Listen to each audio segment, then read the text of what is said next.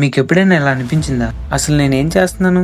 Routine లేవడం, కాలేజ్కి వెళ్ళడం, తినడం, తిరిగి రావడం, ఫోన్ చూడడం. ఇదే నా రోజు. దీనివల్ల నాకేం ఉపయోగం? నా ఫ్యూచర్ ఏంటి అని నిజం చెప్పండి. ఓకే, ఇంకా ఆలోచించడం ఆపేసేయండి. ఈ బోరింగ్ రొటీన్లో రోజుకొక చిన్న ఎఫర్ట్ యాడ్ చేయండి. మీ ఫ్యూచర్ని బ్రైట్గా మార్చుకుందాం.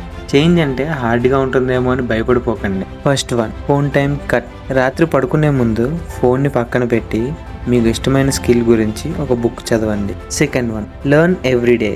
కాలేజ్ నుండి తిరిగి వచ్చాక ఒక న్యూ థింగ్ నేర్చుకోవడం స్టార్ట్ చేయండి. అది మీ ఫ్యూచర్కి బాగా ఉపయోగపడుతుంది. And third one, plan your day. రోజు పడుకునే ముందు రేపటి 3 ఇంపార్టెంట్ వర్క్స్ ఏంటో ఒక నోట్లో రాసుకోండి. నెక్స్ట్ డే కంపల్సరీలీ ఆ 3 వర్క్స్ కంప్లీట్ చేయండి. రొటీన్ని బ్యాలెన్స్ చేయడం ఆపేద్దాం.